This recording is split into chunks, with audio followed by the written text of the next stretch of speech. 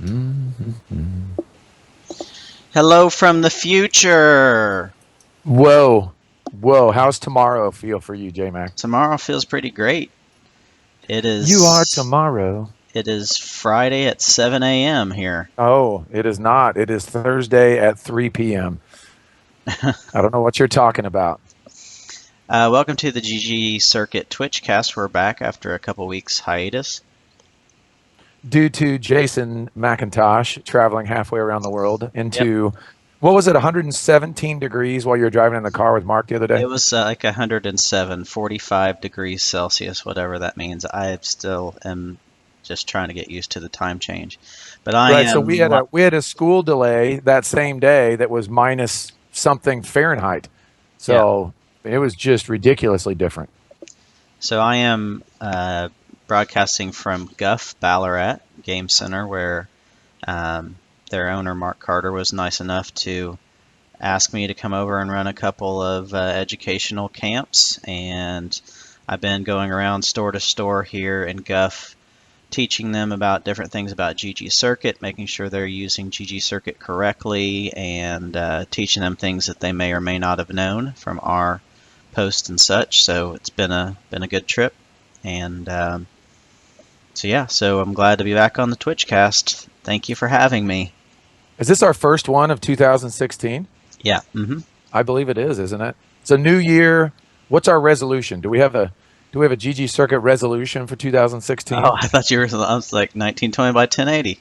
What do you Oh, mean? yeah, good one, nerd. That's Wow. that's my resolution. Wow. That's You my just keep that resolution in you got to keep 2016. that you got to keep that quiet or else you're going to stay single for quite a while longer. I don't Mm, think there's any honeys that want to hear your resolution jokes. It's a lost cause. Oh, there's an Australian woman just waiting for you. Uh-huh. A Anyway, cute Bonnie. All right, let's get into it. yeah. So we're going to run through some things today. There's obviously a lot of things in the news the last couple of weeks that I want to cover, and then kind of give some updates on the GG Circuit front. So first thing we're going to jump into is News Center question of the week, and this is kind of out of the headlines as well a little bit. Today, ESPN just announced their esports channel, their esports division. They've been announcing some key members that have been added to the team lately, but today it just finally launched. I believe it's ESPN.com/esports. I thought it was interesting as I went in today and I looked, if you go to the ESPN main page and you look at all their subcategories, esports is not listed. You've got to know that URL to get right to it. Of course, that URL is plastered all over Kotaku and all the major gaming news sites and tech news sites. But, I read a quote today from another article that was talking about esports and comparing it to real sports. And I think as ESPN's announcement comes out today, I just want us to keep this in mind and keep it in perspective a little bit because I am a big supporter of esports. I love esports. We've been running tournaments for 11 years at eBash and 8 years with GG Circuit. And obviously, I'm all in. I'm all into the esports model. But I've said this for a while, and I think this is still relevant today.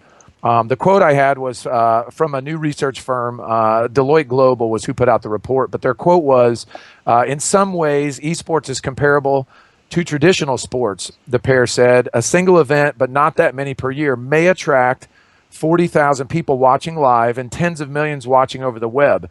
This could be interpreted as meaning that esports is bigger than basketball or NBA and college basketball.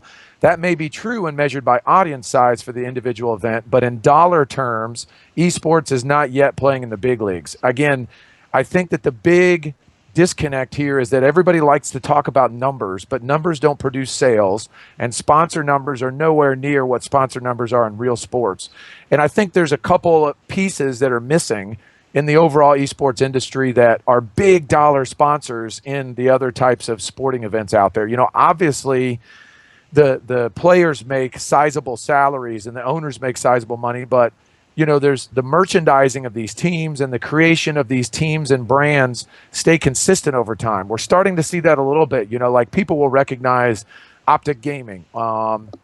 They'll recognize a lot of big team sports, esports teams' names when they see them, and their merchandise is starting to sell a little bit. But it's really hard to get behind these people because it changes a little bit. But let's talk a little bit about esports at LAN Centers. That's a big one for obviously our audience and what we care about. But A couple negatives for esports at LAN centers, and we're talking about esports events being defined as a very, very competitive tournament setting with a sizable prize of cash or in-kind prizes, not just for fun. So a negative to it is that a lot of esports tournaments that we run attract people that aren't our regulars. Like, we'll get new customers into our store. We just had a Call of Duty tournament last weekend in eBash, Indianapolis. We had 16 teams.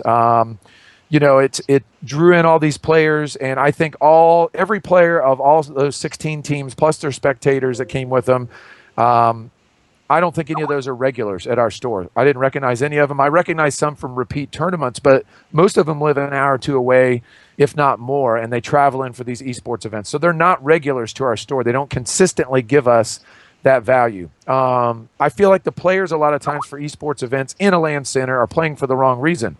They came there not to get to know the community or be part of something that they enjoy. They're there for winning money. That's their only purpose. Let me drive 10 hours, spend some money on gas, spend some money on a hotel. I hope I win enough money to cover my cost of the trip. Not like, I hope I have a good time, I get better, I get more experience, I meet other guys, I meet some other players, I might meet a new organization or owner that I could be a part of, type of thing. Another negative is there's a lot of extra manpower to run a tournament. You just can't throw a tournament together with your regular staff at the LAN center just carrying on business like normal. You're going to have one or two extra people running those events, promoting them, organizing them, setting them up, checking people in, running them, doing follow-up, paying out. All of those things takes more manpower. It's also one of the things I don't think people think about as I look at these big esports organizations that run these tournaments all the time. It's very negative for the losers. Like, I would say the bottom half, if not 60 or 70% of a bracket, do not return for another esports tournament at our center. So of the 16 teams last weekend that showed up, I feel like there's probably only 4 or 5 of them may show back up for another tournament in the future. The rest of them just felt like they didn't have a chance. It was too much money to get in. It was too much work. They didn't win any prize money. So I think it's a negative experience. So you think about this. I got almost 100 people coming in my store, and 70 or 80 of them had a negative experience in my store because they lost in the tournament. They're just going to associate that experience with my brand and my store and maybe not come back again. And then, of course, it displaces local regular customers. So if you take half the store and you dedicate it to your tournament that weekend and you fill up on the other half and you have regulars coming in, they don't have anywhere to sit and pay you for what your regular business is. Some positives, though, for esports at a LAN center.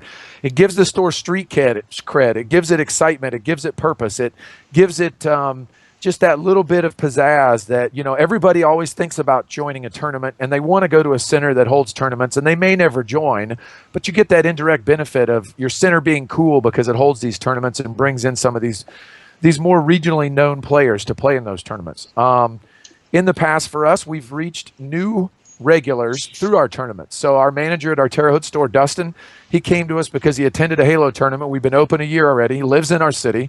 Got together some buddies, came and played in the tournament, got whooped, got to know some of the staff, started coming in regularly to practice more, and ended up becoming a great customer, a longtime employee, a valued employee, a very key member of our staff now. And that all came from an esports tournament, probably a $600 to $800 Halo tournament in 2005 or something. The other thing is that you get hey, Zach, let me interrupt you for a second.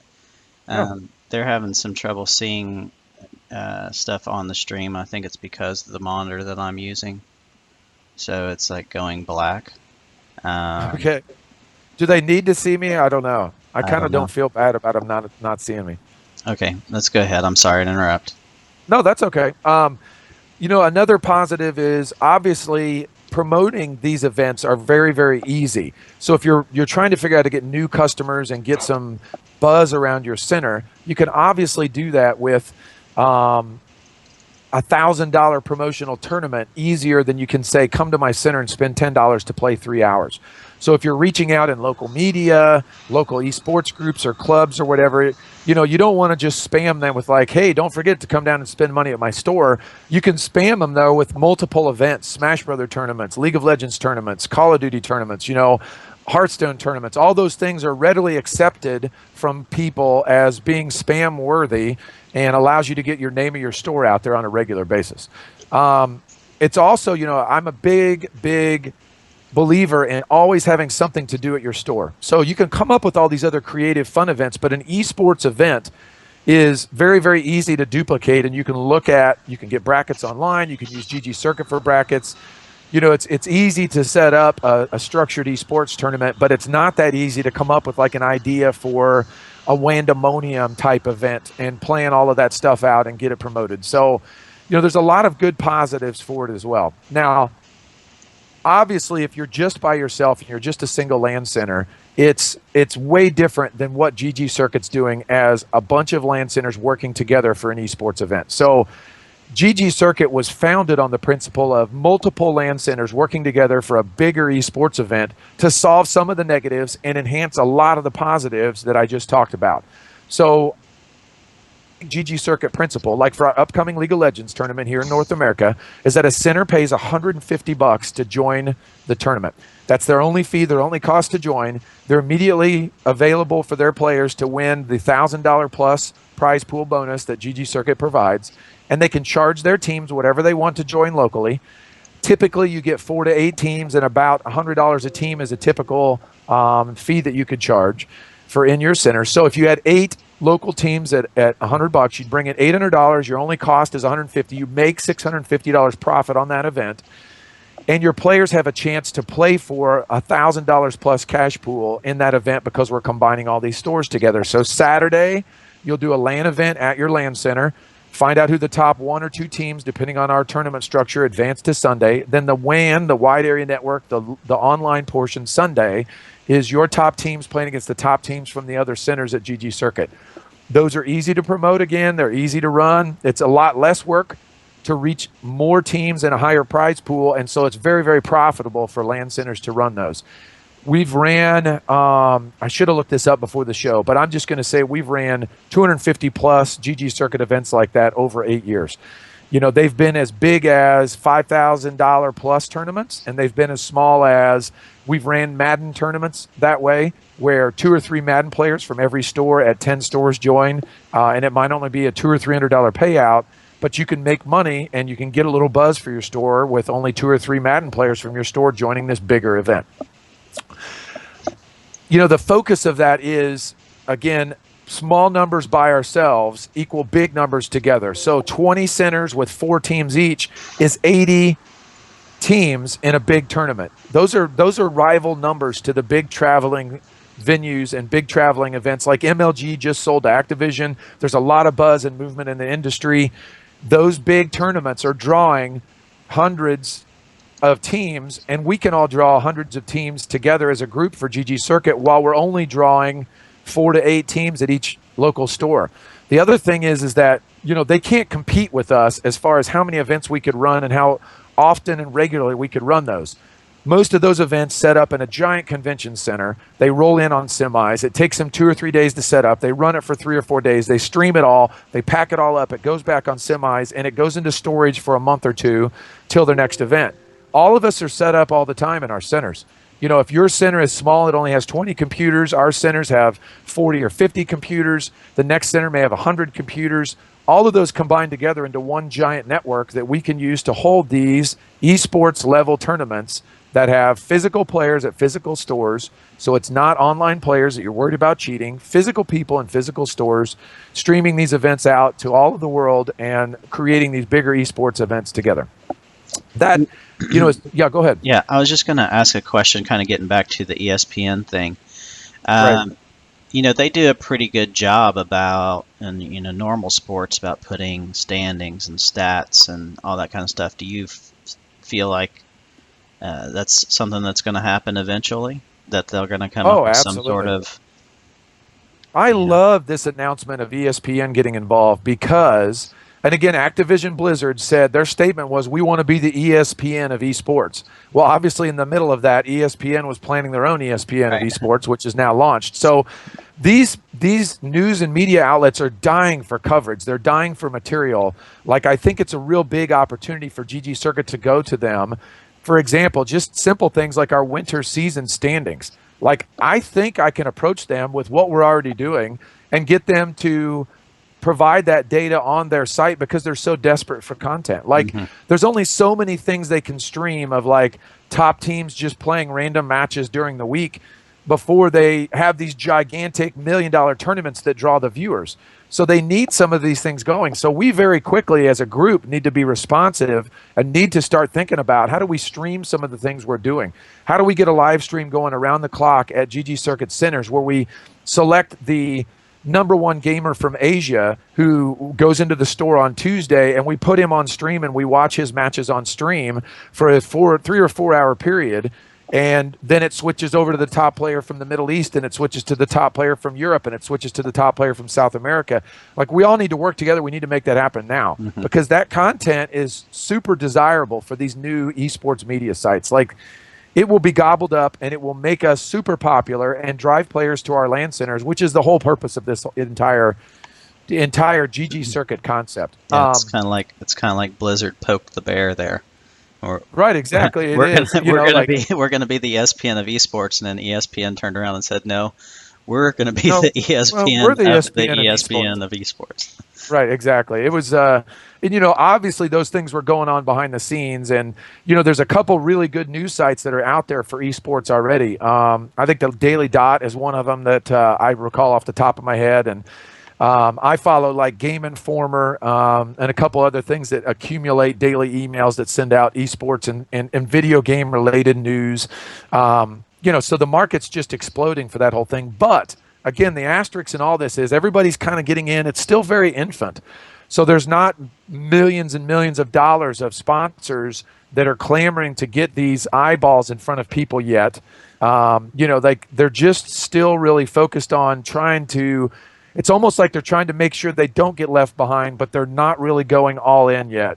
So, the one thing that I watch in this whole industry is I'm watching the alcohol companies. I'm watching Budweiser and I'm watching Coors and I'm watching these big national beer distributors to see when they're going to get involved. Because to me, again, in sports, there's a couple big players in that industry that all of us have been to a professional sports game where you pay $10 for, a Budweiser that, costs you $1.50 at the store. And the money that flows through, you just watch TV commercials, in between the football games or the basketball games or whatever. And every TV break has got a alcohol beverage commercial of some kind on the screen. Even racing and things that we've been to at the Indianapolis 500, there's giant banners for like fuzzy vodka and, energy drink companies are kind of, another thing along those lines, and they're starting to get involved, but none of that I know of, and I could be wrong, but I've not seen any of the alcohol companies get involved yet at any level with esports. So I'm waiting for some of that stuff. But so anyway, so we'll just kind of wrap that up with that. As far as esports goes, again, right place, right time. We're all super excited about what we're doing. We're going to be at 100 centers. We're going to be at 100,000 players. We're going to be at 500 centers. We're going to be at, 500,000 to 1 million players soon. And all of the things that we're running now, all the participation, everything that everybody does for us, getting their local players excited, giving out local prizes, it all is building this machine that we're going to be able to take out and get support from a lot of big players in this year, 2016. There's going to be a lot of big stuff happening in esports. So let's move on.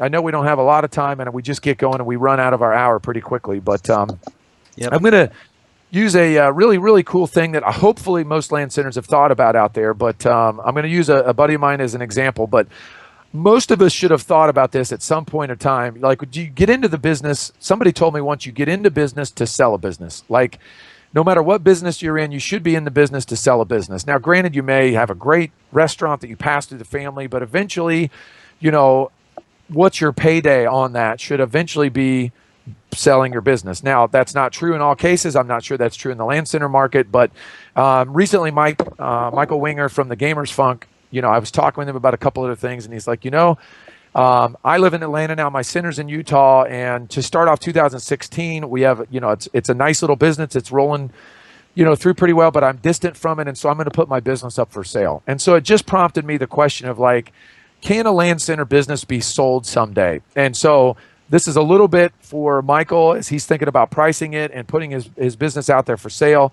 All of us should think about that. And then I'm going to share some insight on the business that we actually bought. We bought a LAN Center, and so I've got some feedback. I've looked at buying 2 or 3, and then in my ISP days, we bought up a lot of little ISPs and rolled them into a big company. So what I want to talk about is like what a typical business is worth. So my experience in buying ISPs in the past was I had a little regional ISP. It was all dial-up. We were moving it to wireless and DSL. This was 15, 20 years ago now. And I went out and raised $1.45 million. I remember the number specifically because it was a different day and time that raising money was a lot easier.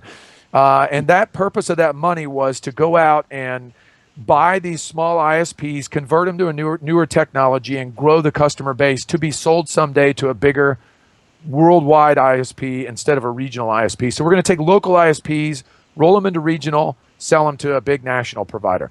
So what we did is we used a formula, and we went out and we bought centers for, we usually offered them 10 times their monthly revenue to purchase them. Now, an ISP customer is a little different than a LAN center because $20 a month for a dial-up customer, chances are, unless you really, really suck at running your company, they're just going to dial up every time. They're going to pay you every month. And so it's pretty consistent to get that money over a time period. But what we found was, a lot of those customers came and went a lot faster than we thought. So we offered them 10 months of revenue. Let's say a typical little ISP does $10,000 a month. So we would offer them $100,000. We would pay them half up front. We'd write them a check for $50,000, and then they would get the other $50,000 or the other calculated amount at the end of 10 months for whatever customers were still with the company. So if that $10,000 a month revenue, as we got into the business and found out a lot of them were not good paying customers, they fell off the bandwagon, they were fake, or the center lied to us, or not the center, but the ISP lied to us a little bit about the revenue. That all washed out over the next 10 months as the business progressed, and we may end up only writing them a $25,000 check at the end of that 10-month period for the other final calculated value of what we bought. I think that centers can kind of look at that a little bit. However, with centers, it needs to be more of a number that's based on profit and not based on overall revenue. And this is a really touchy subject for centers because not many centers make a profit. And if a center makes a profit, a lot of times it might be tied to the key person that's running it. So if you buy a center and that person leaves, you've got to be able to come in and take over the role of what that person did at that center to be able to keep it going on the path it's going. So luckily for Michael Winger, he is a perfect example of it. His center in Utah, he's moved away and lives in Atlanta full time now. So he's not been involved with the center on a day-to-day, month-to-month basis. He travels back once or twice a year, I feel like, and spends a week or two there doing some upgrades and doing some little things, but he's not there on a regular basis. So he has a pretty good opportunity to sell his business because it's obvious that somebody else can come in. They've got to have a little bit of the skills that Michael does, but they can take over his business without worrying that Michael was so much of the key of making that business successful. Now, for LAN centers, we all know it could be Michael is doing a pretty good job running the business remotely as well. So you've got to keep that in mind, that it might be that Michael's got great software in place. He's got his employees really trained well, and he's got a regimen that they all follow that he kind of oversees. So you need to be able to think about that as well. There's value in your equipment. There's value in your goodwill. There's not a lot of value in that, so if you've paid $100,000 for your equipment, you can't really say, well, you're getting $100,000 worth of equipment if you buy my LAN center to a potential buyer. Equipment depreciates for us very, very, very, very quickly in this industry. A game you paid $60 for is probably worth next to nothing now after 6 months or 9 months or however long you've owned it. There's just a lot of depreciation in equipment. Goodwill is okay. Like your store could be pretty good and have a good reputation and have pretty regular customers, but that recurring revenue, that profit number every month will be more valuable than the goodwill number in your business. So how many players come every month? What's the revenue look like every month compared to the expenses? That profit margin is going to be really your best asset in selling it. And of course, you've got to have really good reporting and really good sales history. You cannot expect to sell your business by just telling somebody what the business is like. You've got to show them numbers. You've got to prove those numbers. There's going to be a lot of due diligence, and make sure you cross all the T's and dot all the I's, because in the end, if there's things that you're not happy with, that it's better to just flush that out and get it out in the open right from the beginning. Otherwise, it'll come back to haunt you. And, again, in my experience in the ISP industry, we bought, 11 or 12 ISPs during that time. 2 or 3 of them were as good as they thought they were. The rest of them were not as good as they thought they were. And as soon as we got in and started asking the hard questions or digging into the way the technology worked or the way the expenses were ran, we found problems with them that they ended up losing money on the deal, I'm sure, that they thought they were going to get because they just didn't run their business very efficiently. I'll give you some experience from a buyer's standpoint. We bought a company called Netheads in Carmel, Indiana, and that's how our Indianapolis store opened 2 years ago. The guy that ran it ran for 13 years. He ran it in a bar district, served alcohol. He'd moved to a nicer district, couldn't get an alcohol permit. His customers were older, but he couldn't serve them alcohol anymore. So his business slowly went downhill. And he sold the business to me for next to nothing. Doesn't bother me to share the number at all, but I bought the whole business for $17,500. We turned right around and sold all his kitchen equipment because we don't do any of that stuff. I think we sold it for $4,500 on Craigslist. So, we were out of pocket about $13,000. And I can tell you from the buyer standpoint at this point, if I was not eBash and I was not Zach and I didn't have JMac and I didn't have some other people involved, it would have been the worst decision that I'd ever made. Like, it was not a business that was in any shape to be purchased and turned into anything else. The only thing he had running was what you and I talked about. JMac was doing a summer camp program. He had started somewhat of a summer camp program and had the foundation laid that gave you and I the guts to jump all into that. Instead of talking about it, we just went for it. Mm-hmm. So we turned, lemons into lemonade with that purchase. Otherwise, it was a horrible, horrible thing. The landlord came in after he told us that he would extend the lease. We didn't get it signed. It's my fault. I understand not getting it signed, but he told me, I believe people at their word. He shook my hand. He told me he would extend the lease. He basically used us to negotiate a higher lease amount from the tenant next door that wanted to expand. Came back in and said, hey, in 3 months, you got to be out of the space. It was a horrible, horrible, horrible experience for us. Even to this day, we've now moved that store to another location temporarily in Indy. It's not built from the ground up eBash location, and we're still paying for that whole decision to this day. It's very, very, very hard to buy a business. Now, would I buy Michael Winger's business in Utah, the Gamers Funk today? Is there any value to me looking to buy it? Probably not. It's really, really far away. It would be hard for us to have any physical hands-on touch of it. If Michael leaves the business as part of it, something he doesn't have to worry about. But there is an opportunity in the near future, especially with GG Circuit and unifying everybody's software that we're all running in the stores and things. There is going to be the ability for some of us to be able to combine forces and grow certain brands and regions a little bit better. So, if the Gaming Utopia, is that the one down in Louisville, in New Albany? Doug Geiger. I haven't talked to Doug forever. I just know he struggled with it down there. He owns the building. He's a real interesting guy. But if it was profitable and I wanted to look at buying a business and making it an eBash, that one would make more sense for us because it's an hour and a half driving distance. We'd be able to physically go down there and put our brand in place. But hopefully that's going to become less and less of an issue because I'll use a great example is I feel like Brent Gorin out at Game Haven, I feel like he's doing a great job really going after, he and his wife Paula, they're going after the right things in their store. And I know it's a struggle and I know they're new, but they're fully invested in GG Circuit. They're fully invested in running lots of events. They've taken a lot of our advice. They've done a lot of research on their own. And I feel like that their model is very close to eBash's model. So if there was something that would be close to being a good acquisition, it might be somebody like them. But again, they're 10 hours away driving from us. So it'd be difficult for us to give any physical help at that store if we bought them. So keep all of those things in mind. That's just kind of something, again, that was on my mind as far as existing owners and even new centers getting into this. You have to think about, are you getting into this just because you love it and it's a part-time hobby? I'm telling you right now, it's a rough hobby to be in long term. You need to be in this to make money. You need to be in this to make a profit.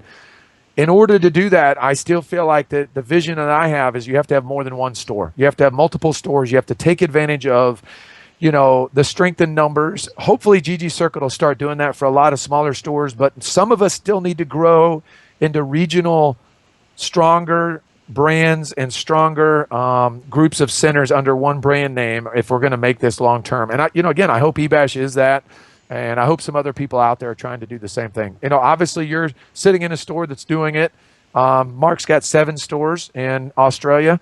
We love his model of mixing retail, and so we're looking at doing some of that stuff as well. So, all right. So I'm sure there'll be lots of questions for that, but basically, that's kind of that in a nutshell. I guess, J-Mac, you got anything on that, or you want to move into some winter season updates?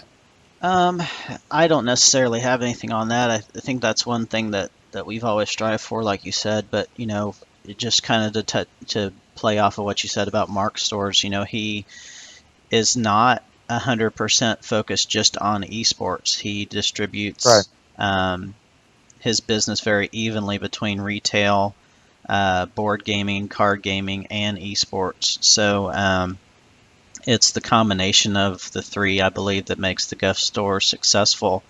And we talked a lot about cookie cutter LAN centers, and I wouldn't say every store is the same, space-wise for Mark, but he has set them up very similar in that you have retail first, card gaming second, esports third.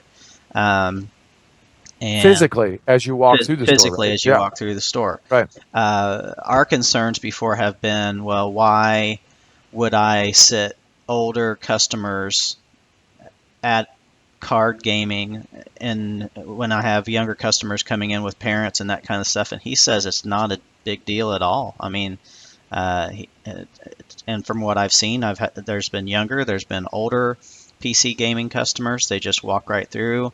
And it doesn't seem to be an issue.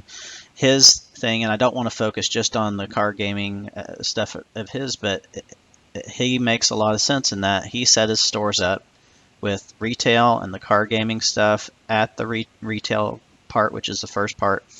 He sets tables right next to it with all the card gaming and board gaming, because people in the card gaming and board gaming get up more to pay for cards and to pay for extra boosters, to pay for board gaming stuff. And so he wants them to be right there by the retail, where your esports customers that come in, don't have to come up to the counter every hour to refresh their hour or something like that, or pay for something, because if they're paying for something in League of Legends, they'll just do it online. So, but yeah, so that's that. Yeah, that sounds good. All right, let's do some winter season updates. How about that? Okay. Alrighty. Well, we got 4 weeks in to the winter season, and so that means we're halfway for the regular part of this season. So if the season were end today, in North America, eBash, Terre Haute, and Game Republic are the top 2 centers in North America. In South America, Sector 1, Gaming, and Overzone Extreme LAN Center are number 2. In Europe, Good Game Vasteras and Elite Madrid in Europe. In the Middle East, Challenge Arena is tops with Flamingo Billiards second. And in Asia, Australia, it's Hub Esports and Guf Werribee tied neck and neck at 197. So continue getting that stuff right. So if done. the season ended today, right, those 10 would go into the finals, which is at the end of 8 weeks, and then they duke it out for the trophy at the end of that 2-week period for the finals. So again, it's not a lost cause for any centers that are out there. If you're in the top probably 5 to 10, they've really fluctuated this year so far. Wouldn't you agree, J-Mac? I mean, you're making those slides every week. I feel like the overall leaders have almost changed weekly in each of the regions. Yeah, and one of the things that I find interesting is that it's been pretty consistent with the top centers each week. And there is no region that is just running away with it. You know, at the top 2, the biggest discrepancy, I think, is 3 points between first and second. So there's still plenty of opportunity for centers to jump into those first and second spots. We obviously have 4 weeks. Yeah. And then the winter season week 4 winners. Let's talk about those really quickly. Okay. The overall winner of a Klipsch headset was Diego from Good Game Matrix. The League of Legends Riot card winners in each region: Asia and Australia, Smokey from Guf Geelong; Europe, Goofy021 from Good Game Vasteras; Middle East, QRRP from Challenge Arena. And Challenge Arena has probably won 3 of the 4 weeks League of Legends cards from their center. So congrats to Abraham and his And again, customers. you can't win the same price. So they've got multiple players that are Right. stepping up and winning those each Exactly. of those weeks. Speaking of the Gamers Funk in North America, Ryan R. from the Gamers Funk. South America, Felipe Santos from Overzone. The Dota 2 Steam Wallet winner was Kira from the Gamers Funk, and the Smite Gem Codes winner was Alcorn06 from the Game Republic. Yeah, real quickly on the League of Legends one, again, those are sponsored by Balls. We appreciate their support of this season, and they're just getting started with us on a couple of cool initiatives. They'll be a partner of ours for a long, long time. We really love them. And again, here in North America, that's a mainstay for LAN Centers to have as an energy drink. They're not all over the world, so it's a little bit of a disconnect for the centers in the other worlds. But even so, they've paid for those prizes for all the League of Legends cards all over the world to be given out to players. Now, centers have a lot of questions on it. And again, the codes that we would buy in North America, I cannot email to you that they would work in your regions for League of Legends. The Dota 2 codes work fine. Steam codes, we've tested those. Those seem to work fine in any market. But if you've got winners from your store, contact me. We'll get together. Most of what we've done so far is I've just simply PayPal'd the $25 directly to the store so that they can use that $25 locally and go buy the code. We don't want to give the players money. It's not about winning money. We want them to win that in-game code. And, of course, anytime you guys have a winner, get a picture of it. Get a picture of it, not just for us. It's for your own good. Get your players hyped. Get your players stoked about it. Put their picture up at your front counter. Print it out. Put it on your Facebook page. Put it on your page. Let people know someone from your center is awesome. They just were top in that whole region for that game. Make a big deal out of it. Get some mileage out of that winner. So it's worth way more than the $25 that player wins to make a big deal out of it, and the rest of your players get excited and start coming in and trying to challenge them. Yep. All right. So we will catch you next time, I guess. Wait, I'm not done yet. That's not the end of the show. I'm sorry. I didn't know that. I have a whole other topic. Do you not see my outline? Nope, I missed that one. Sorry. Oh, my gosh. And so I thought it would be fun to close today's show because here in America, we just watched President Obama do his State of the Union address. And this is super relevant to GG Circuit and the initiatives that we're going through with partners all over the world. And I just thought I would share a little bit of insight on the LAN center industry as a whole, because I've always considered myself, incorrectly as I was young, but I'm becoming more and more validated in my self-assessment of being an expert in the LAN center industry. So when I started this in the first couple years, I always told everybody I was an expert, but I'm not fooling anybody. I didn't know anything. I was going by the seat of my pants. No one really knew what we were doing. I wasn't an expert, but I always lied and said I was. Now I am, and I'm going to say this with a big asterisk because I'm still not the world's best expert, and I don't think anybody is, and I'm going to share with you why.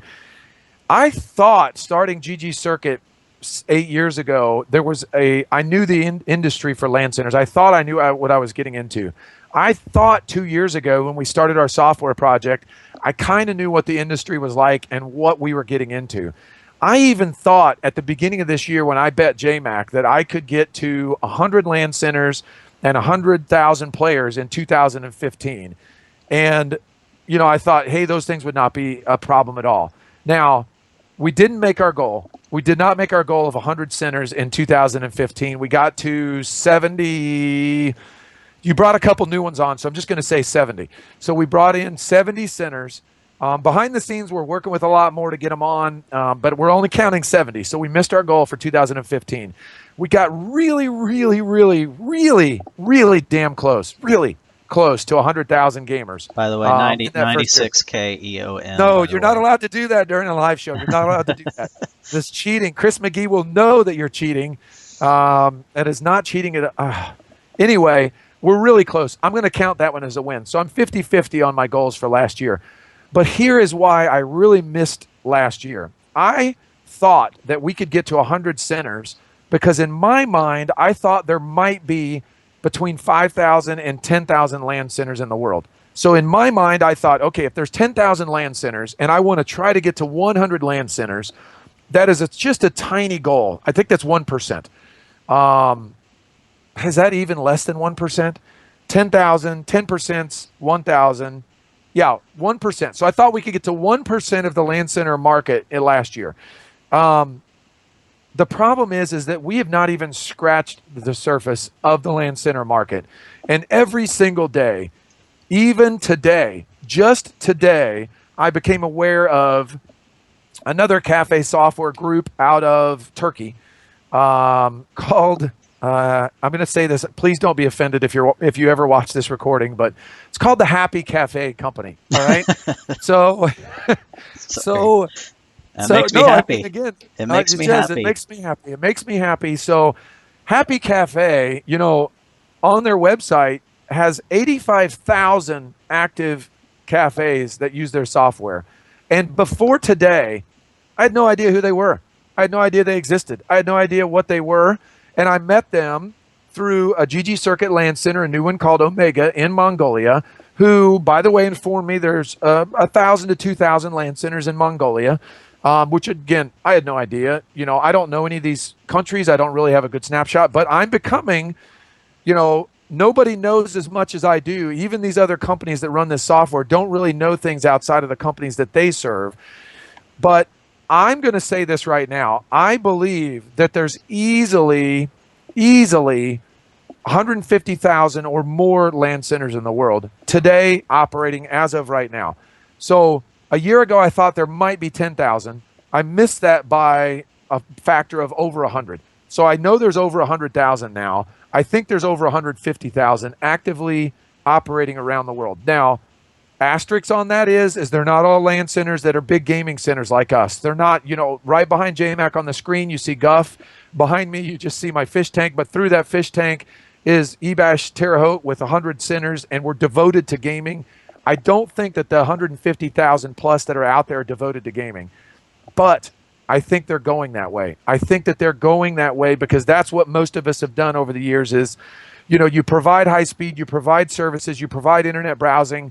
A lot of customers come in for that. Then they start coming in for good gaming experiences, but then those people go home, like in South America, in Brazil, there's another company down there that has over 9,000 LAN centers just in Brazil, South America, where they speak Portuguese. And that is primarily because it's easier to go there and game because at home they don't have high speed yet and they don't have high-end gaming computers. They'll have that. They're going to have that in the next 3 to 5 years. They're going to be like America. But America is different than Asia. Asia, they have a lot of that in some of those big countries, yet LAN centers, PC bangs are still thriving and still growing. And I'm just telling you right now, we're on the edge of something gigantic at GG Circuit with all of our LAN centers that are our partners.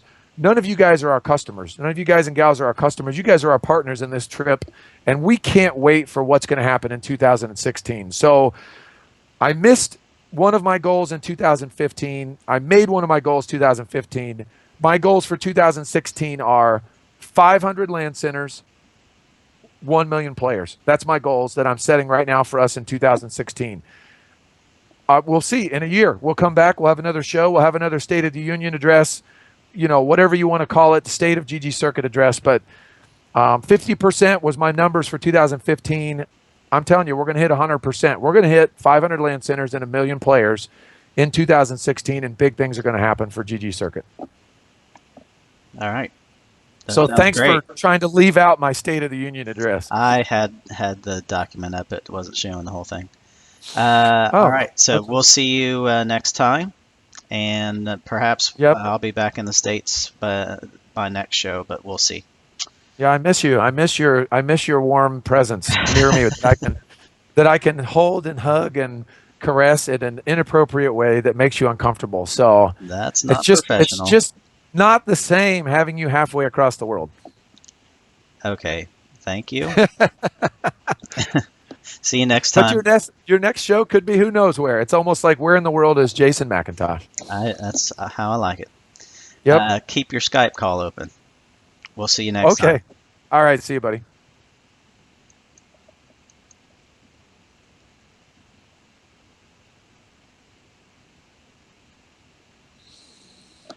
I tried not to bounce as much.